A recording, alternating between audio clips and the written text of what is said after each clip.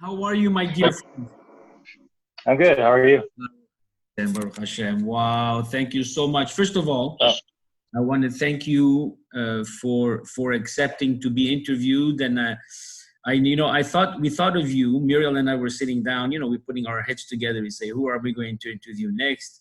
And it seems to be taking a great stride. People are like interested in finding out more about people that they've seen sometimes, or they haven't had the opportunity to meet, because people come at the synagogue at different times, right? right. And even when they see people, they don't always go up to them. And so this is a great way of like probably to get to meet people. And we thought about, let's put a list down of people that we want to start with and then continue on with others. And your name came up, and we said, you know what? It is so nice to see you at the synagogue and on Zoom and all that, although it's a very difficult time. Yeah. So before we get to that, Edmond Fhima. So I know you for a long time, and your family for sure, since the Yeah. beginning of when I moved here to Montreal in 1970. For people who are, the viewers, the people who come and see this video and see this, Zoom interview, if they want to know something about Edmond Fhima, what would you say? I know it's a big question, but but background, where you come from, when you moved here, if stuff like that. What would be your Well, first impression? uh, it is a big question, and yeah, when I came from Morocco. I was born in Casablanca. I was 4 years old when I came here, so that Okay. would be about 52 years ago. Going fast. So if you do the math, yep, I'm turning 56 tomorrow. It's my Wow, birthday. Mazel Tov. Great time for Thank you. an interview. Yeah. Yeah. So I came here with my parents, my siblings. Four, I have five sisters, but four of them were born there. One of them here. And yeah, the youngest one was like 2 months old when she came here. That was Nicole. So But we which came, sister? Which sister is that? Karen? No, well, no. Karen is the oldest. He's the oldest. Yeah, Yeah, so Valerie is the one that was born here in Montreal. that's right. So it was Karen, Joelle, Isabel, Nicole were born here. That's right. Sorry, Morocco. And then Nicole was about 2 months when she came here. And then Valerie after that, a few years after that. amazing. So Okay, yeah. so then you moved here, and then you moved.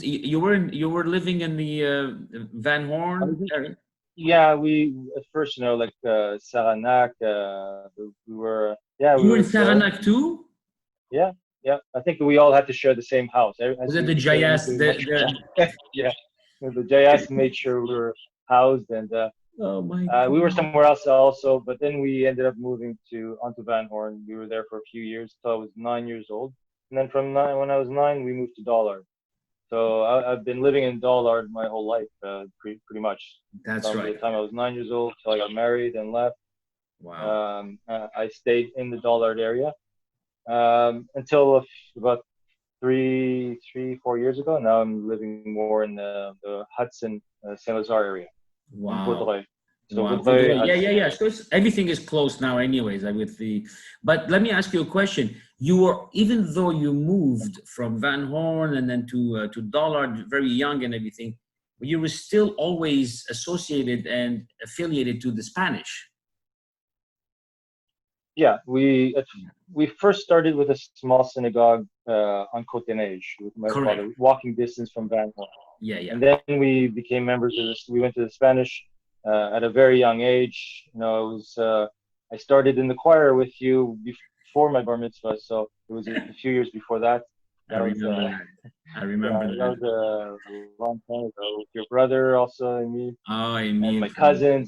We were the yeah. So then we started going to the Spanish every Shabbat. I was going to school at Hebrew Academy in the city in Outremont. So even though I lived in Dollard, until the end of elementary school, I was going to Hebrew Academy in Outremont before they moved to Côte Saint-Luc. To Côte Saint-Luc. So my dad would drive me. Yeah, but it was in Outremont, and then it was sold. Now it's a different No, institution there. But I remember that. I remember that.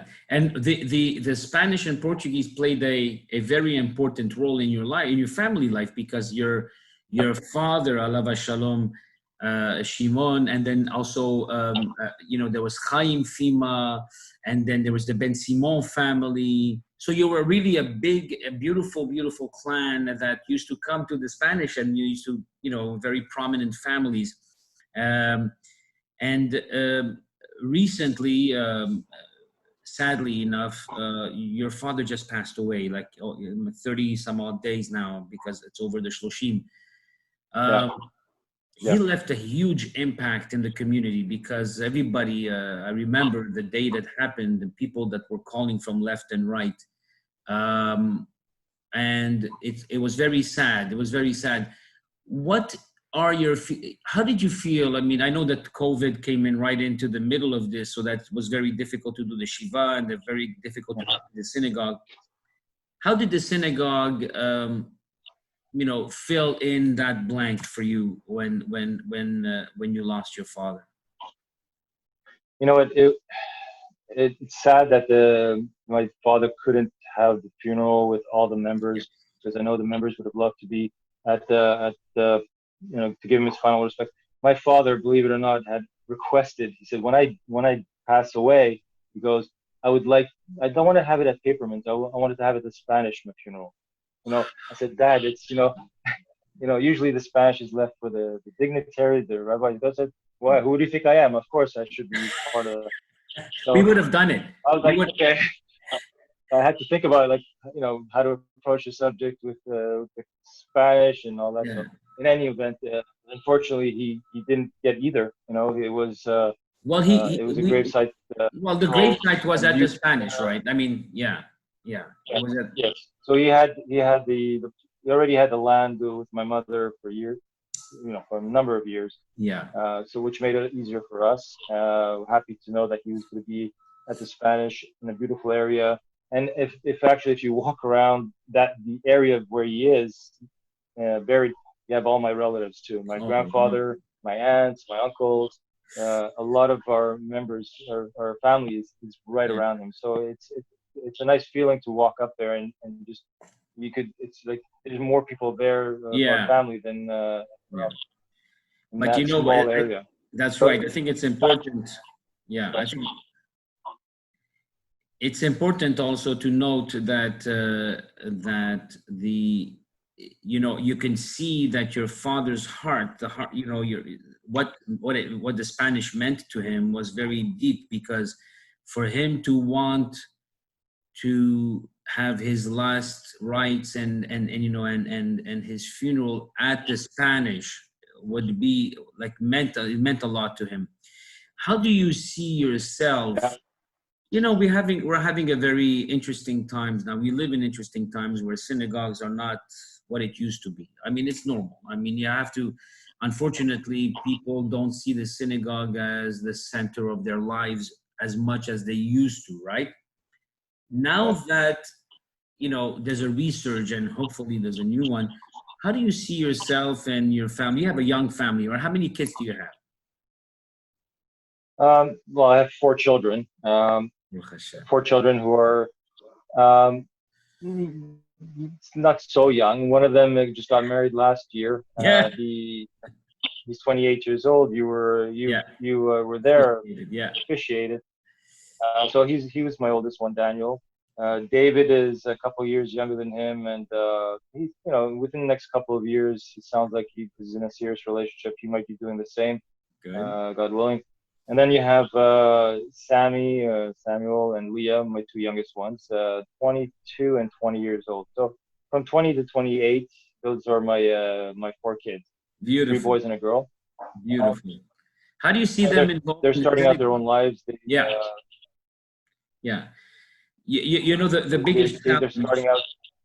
The biggest challenge was how to get young people, I don't know if it's like, not to come full time at the synagogue, because, people have so many different things that they're doing.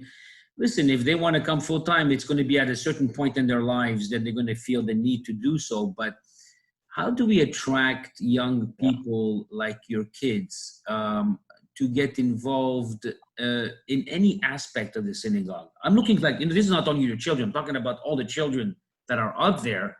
all the young people that are out there, and you're young also, for to have kids like that. And I mean, you and I are have the same age range, right? What do we Yeah. do to really attract them? Do you have any? Did they ever talk to you about it, or when I told them you want to come to the synagogue, the first thing that they say is like, no, nothing. So I don't know. Is there Yeah, like a special it's definitely program? it's a definitely different time. Yeah. Go ahead. Well, it's a different time than when we grew up. When we grew up, you and I, our parents instilled into us, and we were very much. I mean, obviously with you, you followed in those steps. Um, but most of the young people growing up after us uh, sort of fell away from being too close to the synagogue like we were. Correct. I don't know. I think our parents sent us to Hebrew schools at a very young age. We all were a small community. And then when our kids started to grow up, they grew up and spread out. They started going to the different schools. We moved to different areas where maybe the religion wasn't they weren't surrounded by too many Jewish people, and have made them more independent. Um, I know that they came with when they were young. I was always bringing them to the synagogue, especially the holidays, Yeah. and they participated, and they still do even now. And for the holidays, they do come. I think if you're asking me how to attract them to come in to the synagogue today at their age, it would probably be more of a social type of gathering versus a religious type of gathering. It might be job related. It might be uh, uh, socializing and business development for them, and bringing him in under the some sort of get together. Like, it doesn't have to be like a wine and cheese thing, but it's like bringing them in to come in and maybe con- get contacts in the industry, and 100%. when they're looking to develop their careers, the more people they get to know, the better it is for their advancement in their career. So when I look at my two older ones, Daniel and David, they're both working. Daniel is a CPA now. David is in HR, he's human resource in a gaming company. And I know before that they were always getting together, or they would tell me to get together for to meet other people, to get job type of I don't know. I guess you have people looking to hire, and or Absolutely. make connections, and to get out there, get your name out there. And so something like that, which is less on the religion side and more on maybe their socializing and business development side, but in the context of synagogue, somewhere I somehow love brought in I on a. love that. I love that idea, and I think that this is the direction we're trying to also go ahead, because once they're under that roof, and they make these connections with other people and all that, then they don't see as the synagogue as this religious institution that when you come in, you have to pray. I think it's more like Yeah. the synagogue is more than just prayers. It's like community. It's developing and making new contacts. And I think when you talk about work wise, I think it's head on exactly what we're trying to do. And I'm Yeah. glad you spoke about that, because that's what the young people want today. What they want to advance into their jobs, and they want to make connections and all that. And why can't we Yeah. offer that? Yeah. I think that is what we're going to do now, as one of the prospects. What kind of work do you do, Edmond? So I'm a registered financial planner. I'm a fee only planner, and I help people with to attain their objectives, their long-term goals, retirement objectives, and estate planning, investment related.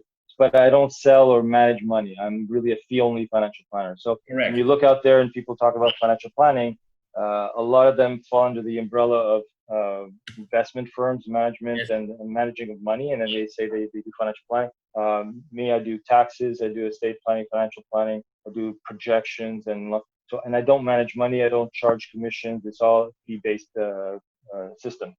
I've been Wow. doing that for close to 30 years now. I've Wow. been working for a large firm that dealt with executives. So we would provide our services. The company would provide their executives with our services. And so I would do tax returns as well and planning. That's amazing. And then I went on my own for a little bit. Yeah. Yeah. And now I'm working. And now I'm working for another firm for the last 5 years.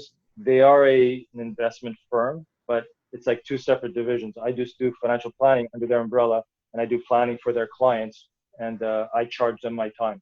And I have my own clients where I charge my time to separately. So you're like in on contract, and you also have you're self-employed, really. I'm technically I'm an employee now of the firm, but I was self-employed before I joined them. And we just formalized the arrangement. Before I was self-employed doing the same thing but from a home office, and I was going to work elsewhere, and then they said, no, we want you to stay with us. We formalized the agreement so that my business is my business. Correct. But they do all the invoicing for me, and anything I bill, it's for me. So, but I do work for them, and I invoice them for my work. So That's it's amazing. all under the umbrella of one. That's amazing. I'm gonna have to call you. Absolutely. I'm gonna have to call you. That's great. You have a beautiful extended family also. There's a beautiful, your uncle is a very good friend of mine. Your cousin, my cousin. Prosper is your cousin. Prosper, yes, he's my cousin. So he's a very good friend of mine, a long-standing friend, and your family, your extended family, the Fhima family, the Ben Simon family, and others. It's beautiful to belong to a family like that, because then you always have, when you do something, everybody comes together and all that. I noticed something very interesting. A lot of the times, parents, fathers and mothers are those who are the glue, really, right, of the family. They're the glue of the family, and sometimes unfortunately, when you lose a parent, and especially when you lose a couple like a father and mother, and which I've experienced, we hope one thing, that the family stays together. The brothers, the sisters, the cousins, the nephews, the nieces. We want that, that connection. And unfortunately, sometimes when you lose parents, you kind of like, we don't see much of each other anymore as we used to and everything. So this is something that, it's in the form of a question, but it's in the form also of a comment. How do you keep your immediate family, even though now the parents are no longer there? Because sometimes you just meet your family because everybody goes to the parent. But now that the parents are no longer here, to keep their memory alive and to respect what they've started, is it something that did you think about it? Did you think about like what kind of things you want to do? Like, let's say, I want to do a Shabbat, or I want to do the holiday so that everybody can come together. Well, my mother passed away 13 years ago. Yeah. And she's the one who prepared always every meal, every Shabbat. We would all go there. And then when she passed away, we took over the responsibility of making sure my dad was always taken care of for every Shabbat, every holiday. So every holiday and Shabbat, we were always together, even after my mother passed away. My father was, he was the grandfather, the father. He was respected, and we made sure he got all that. That to me will never change. Whether my parents are gone or not, we all do Shabbat in our homes. We all invite each other when we know that, like if I'm alone one Shabbat, my sisters will invite me over with, even my children. I often have a Shabbat dinner myself, at home. I prepare the whole thing because I like to cook. That's one other thing I like to do. I bake bread. Don't say that too loud, man. Don't do that. Yeah. So you do it yourself. For the holidays, and but we're always making sure that the holidays we get together. We make sure that all the Shabbats we get together, the Mother's Days, the Father's Days, the birthdays, as much as possible. Today it's obviously difficult with what's going on. So we cannot gather in big groups. That was a problem with the Shiva. Yeah. But we made it happen to the extent we could. Like I said, tomorrow is my birthday. My kids will come over. We'll even though with their spouses, girlfriends, will be still within the limits, and we have a good time together. My sisters, three of them live out of Montreal, no longer here. One in Israel, two in Florida.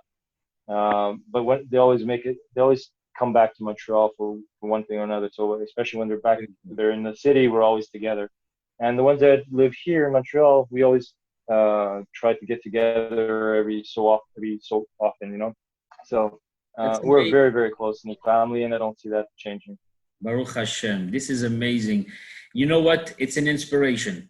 I have to tell you that I'm so happy that I had the occasion to interview you, because I always appreciated and admired your family and everything you stood for, and what you've done for the Spanish and what you continue to do. And I think this is a message that I want to give the viewers today, is that, when we look at, everybody says that synagogues are now, there's more elderly people than young people. So the young people say, what am I going to do there? But it's families like yours, like, yourself and your sisters and your kids and your extended family. These are, it's a wonderful sight to see the young people like you mingle with the elderly generation and really learn from them and continue the Spanish and Portuguese and the synagogue. So I want to thank you. And I'm not saying that, believe me, I'm not saying because it's your birthday tomorrow. But I'm saying it because I admire the tenacity of young families like you, and we need more. We need more people like your family to, you don't have to go to synagogue every day, because sometimes you live very far, and we know that there's so many distractions, so many things that happen, and that's okay, because that's what life is all about. But there's an attachment, and there's this connection that you don't let go, and I think that this is admirable. So I want to, first of all, thank you for the interview. And I know that now people that see you in the synagogue, if you come in, well, this is Edmond, right? This is Edmond Fhima, Yeah. right? I heard that. No, I need some advice. Yeah. No. You could come for advice too, but I charge. I will. I have no problem. But I want to first of all wish you a happy birthday for tomorrow, Bezat Hashem. It's a great day. The 4th of July, you'll never forget it. We're going to have We have fun. special birthdays. Yeah. Eh? We have special birthdays in our family. My mother was born on the 1st of July. I was born on the 4th of July. Oh my God. My So sister and lots of it's amazing. It's amazing. I love it. I love it. Well, we're going to try to celebrate everything with you. I want to wish you, my brother, Shabbat Shalom, a beautiful and peaceful Shabbat. The memory of your father, Rabbi Shimon Yechia ben Moshe Vezora. May he be a blessing to you and your family, and know that our synagogue, your synagogue, is here for you anytime with you and your family. Thank you so much. Thank you. I know. Thank you very much, Dan. My brother, Shabbat Shalom, Edmond. God bless you, my man. Shabbat Shalom. And I'll see you on Zoom. I will. Thank you. Ciao, my man. Shabbat Shalom. Shabbat Shalom.